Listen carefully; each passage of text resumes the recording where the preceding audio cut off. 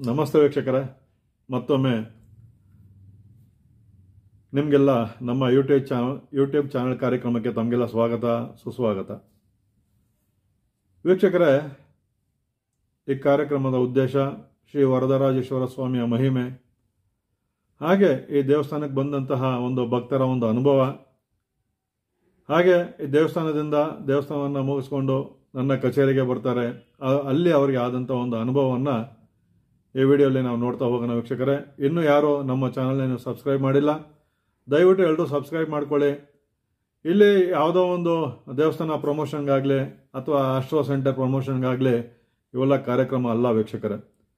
ಸತ್ಯವನ್ನು ಸಮಾಜಕ್ಕೆ ತಿಳಿಸ್ಕೊಡೋಂಥ ಒಂದು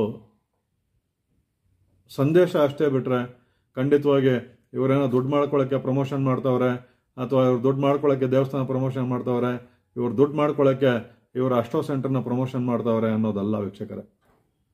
ಪ್ರಮೋಷನ್ ಅನ್ನೋದೇ ಬೇರೆ ರೀತಿ ಇರುತ್ತೆ, ಅದಕ್ಕೆ ಎಷ್ಟು ಲಕ್ಷಗಳು ಖರ್ಚಾಗುತ್ತೆ ಅನ್ನೋದು ನಿಮಗೂ ಗೊತ್ತಿರುತ್ತೆ ವೀಕ್ಷಕರೇ. ಇಲ್ಲಿ ಬಹಳ ಮುಖ್ಯವಾಗಿ ಶ್ರೀ ವರದರಾಜೇಶ್ವರ ಸ್ವಾಮಿಯ ಮಹಿಮೆ, ಶ್ರೀ ವರದರಾಜೇಶ್ವರ ಸ್ವಾಮಿಯ ದರ್ಶನ ಆಯ್ತಾ ಭಕ್ತರಿಗೆ ಅನ್ನೋದು ಒಂದು ಕುತೂಹಲಕಾರಿಯಾದ ಒಂದು ಸಂಗತಿ ವೀಕ್ಷಕರೇ. ಇದು ಯಾಕಂತ ಹೇಳಿದ್ರೆ, ಇವರು ಯಲಹಂಕಲ್ಲಿರುವಂಥ ಒಂದು ನಿವಾಸಿ. ಇವರು ದೇವಸ್ಥಾನಕ್ಕೆ ಬರ್ತಾರೆ. ದೇವಸ್ಥಾನಕ್ಕೆ ಬಂದಾಗ ಇವರು ಸುಮಾರು ಒಂದು 3 ಸಾರಿ ಬರ್ತಾರೆ. 3 ಸಾರಿ ಬಂದಾಗಲೂ ವಿಚಿತ್ರವಾದ ಒಂದು ಅನುಭವಗಳು ಇವರಿಗೆ ಆಗುತ್ತೆ ವೀಕ್ಷಕರೇ. ಪ್ರಪ್ರಥಮವಾಗಿ ಇವರು ಬಂದಂಥ ಒಂದು ಸಮಯದಲ್ಲಿ ಇನ್ನೂ ಅಲ್ಲಿ ನಾವು ಗರುಡಗಂಬವನ್ನು ಪ್ರತಿಷ್ಠಾಪನೆ ಮಾಡಿರೋದಿಲ್ಲ.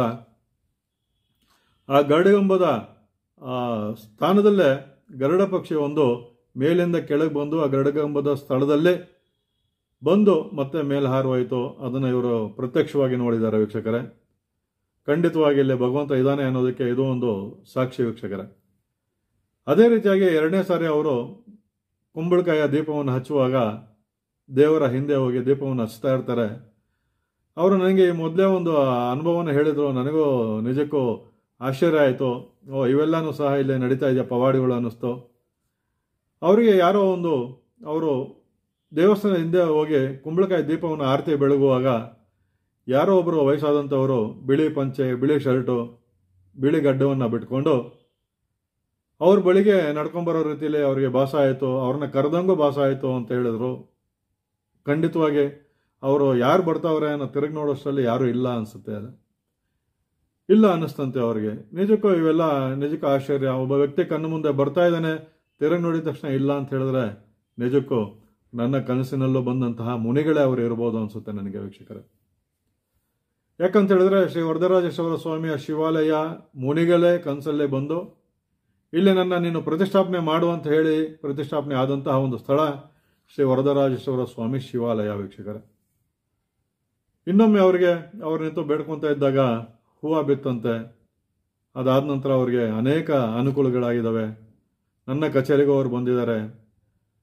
ಅವರು ನನಗೆ ಪ್ರಾರಂಭದಲ್ಲಿ ಹೇಳಿದ್ದು ನನಗೆ ನಿಜಕ್ಕೂ ಆಶ್ಚರ್ಯ ಆಯಿತು. ನಾನು ಖರ್ಚು ಮಾಡಿರೋಂಥ ದುಡ್ಡುಗಳು, ಪೂಜೆ ಪುನಸ್ಕಾರಗಳಿಗೆ ಅಂತೇಳಿ ಖರ್ಚು ಮಾಡಿರೋಂಥ ದುಡ್ಡುಗಳು ಒಂದು 30-40 ಸೈಟ್ ತೊಗೊಂಡು ಮನೆಯನ್ನು ಕಟ್ಟಬಹುದಾಗಿತ್ತು ಅನ್ನೋ ರೀತಿಯಲ್ಲಿ ಅವ್ರು ಹೇಳಿದರು. ಖಂಡಿತವಾಗಿ ನಿಜಕ್ಕೂ ಆಶ್ಚರ್ಯ ಆಗುತ್ತೆ ವೀಕ್ಷಕರೇ. ಯಾಕಂತ ಹೇಳಿದ್ರೆ, ನಮ್ಮ ಕಚೇರಿ ಖಂಡಿತವಾಗಿ ಅಷ್ಟು ಲಕ್ಷಾಂತರ ರೂಪಾಯಿ ಎಲ್ಲ ಖಂಡಿತವಾಗಿ ಖರ್ಚು ಮಾಡಿಸೋದಿಲ್ಲ. ಇವ್ರು ಖರ್ಚು ಮಾಡಿರುವಂಥದ್ದು, ಇವ್ರಿಗಾದಂತಹ ಅನುಭವಗಳನ್ನ ಬನ್ನಿ ವಿಡಿಯೋಗಳನ್ನ ನೋಡ್ತಾ ಹೋಗೋಣ. ಯಾರು ನೀವು ಇನ್ನೂ ನಮ್ಮ ಚಾನಲ್ ಸಬ್ಸ್ಕ್ರೈಬ್ ಮಾಡಿಲ್ಲ, ಸಬ್ಸ್ಕ್ರೈಬ್ ಮಾಡ್ಕೊಳ್ಳಿ, ಶೇರ್ ಮಾಡಿ. ಇಂಥ ವಿಚಾರಗಳನ್ನು ಅನೇಕ ಜನಕ್ಕೆ ನೀವು ಶೇರ್ ಮಾಡಿ. ಪ್ರತಿಯೊಬ್ಬರು ದರ್ಶನ ಮಾಡಬೇಕಾಗಿರೋಂಥ ಒಂದು ಸ್ಥಳ ಯಾವುದೇ ಇದ್ದರೆ ಶ್ರೀ ವರದರಾಜೇಶ್ವರ ಸ್ವಾಮಿಯ ಶಿವಾಲಯ ವೀಕ್ಷಕರೇ. ಯಾಕಂತ ಹೇಳಿದ್ರೆ, ಅಲ್ಲಿ ಬಂದಂಥ ಭಕ್ತರ ಅನುಭವಗಳನ್ನ ಒಂದೊಂದು ಕೇಳ್ತಾ ಇದ್ರೆ ನಿಜಕ್ಕೂ ಪ್ರತಿಷ್ಠಾಪನೆ ಮಾಡಿರುವಂಥ ನಮಗೆ ನಿಜಕ್ಕೂ ರೋಮಾಂಚನ ಆಗುತ್ತೆ, ಕುತೂಹಲ ಆಗುತ್ತೆ. ಇಷ್ಟು ಸತ್ಯ ಈ ಸ್ಥಳದಲ್ಲಿ ನಡೀತಾ ಇದೆಯಾ, ಇಷ್ಟು ಜನಕ್ಕೆ ಒಳ್ಳೇದಾಗ್ತಾ ಇದೆಯಾ, ಆ ಪ್ರತ್ಯಂಗರ ಹೋಮದಲ್ಲಿ ಪಾಲ್ಗೊಳ್ತಾರೆ ಅಂಥ ಒಂದು ಸಮಯದಲ್ಲೂ ಅವರಿಗೆ ಒಳ್ಳೇದಾಗ್ತಾ ಇದ್ದಾವೆ. ಹಾಗೆ ಪ್ರದೋಷದ ಸಮಯದಲ್ಲೇ ಜನರು ಭಾಗವಹಿಸ್ತಾ ಇದ್ದಾರೆ. ಪ್ರದೋಷಕ್ಕೆ ಪೂಜೆಗಳನ್ನ ಕೊಡ್ತಾ ಇದ್ದಾರೆ. ಈಗ ಆ ಪ್ರದೋಷಕ್ಕೆ ಪೂಜೆಯನ್ನು ಕೊಟ್ಟು ಅನೇಕ ಅನುಕೂಲಗಳನ್ನ ಪಡ್ಕೊಂತಹ ಭಕ್ತರುಗಳ ಒಂದು ಆ ಮಾತಿದೆಯಲ್ಲ, ನಿಜಕ್ಕೂ ರೋಮಾಂಚನ ಆಗುತ್ತೆ ವೀಕ್ಷಕರೇ. ಬನ್ನಿ ಎಲ್ಲರೂ ಇವರ ಒಂದು ಅನುಭವದ ಒಂದು ಮಾತುಗಳನ್ನ ಕೇಳೋಣ. ಪ್ರತಿಯೊಬ್ಬರು ಬನ್ನಿ. ಶ್ರೀ ವರದರಾಜೇಶ್ವರ ಸ್ವಾಮಿಯ ಶಿವಾಲಯದಲ್ಲಿ ಪ್ರತಿ ಪ್ರದೋಷ, ಅಮಾವಾಸ್ಯೆ, ಪೌರ್ಣಮಿ ಹಾಗೆ ಪ್ರತಿನಿತ್ಯ ಪೂಜೆ ಜರುಗ್ತಾ ಇರುತ್ತೆ. ಪ್ರತಿಯೊಬ್ಬರು ದರ್ಶನ ಮಾಡಿ ಎಲ್ರಿಗೂ ಒಳ್ಳೇದಾಗಲಿ ಅಂತ ಹೇಳ್ತಾ ಈ ಕಾರ್ಯಕ್ರಮನ ಮುಗಿಸ್ತಾ ಇದ್ದೀನಿ. ಮತ್ತೆ ನಿಮ್ಮ ಭೇಟಿ ಮುಂದಿನ ಕಾರ್ಯಕ್ರಮದೊಂದಿಗೆ. ಧನ್ಯವಾದಗಳು ವೀಕ್ಷಕರೇ.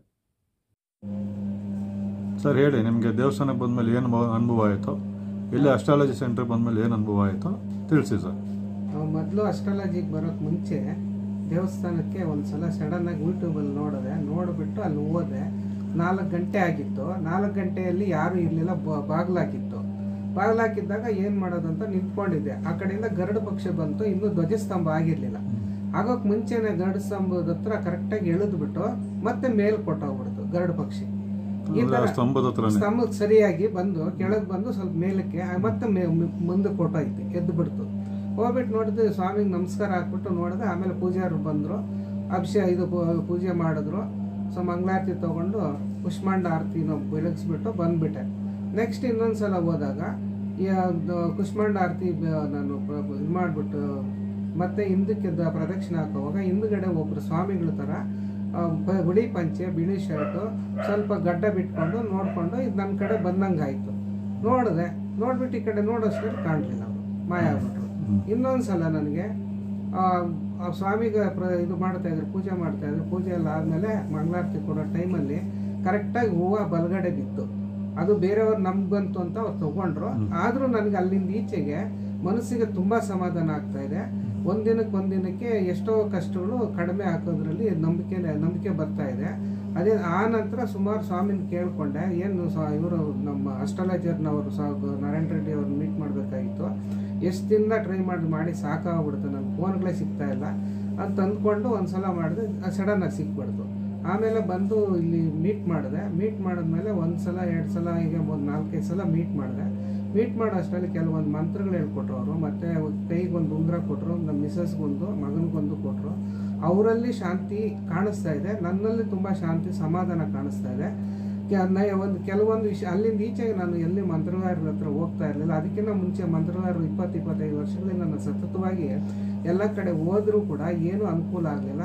ಇದಕ್ಕೆ ಸುಮಾರು ಲಕ್ಷಾಂತರ ರೂಪಾಯಿ ಖರ್ಚು ಮಾಡಿದ್ರಿಂದ ಯಾವುದೇ ಪ್ರಯೋಜನ ಆಗಲಿಲ್ಲ.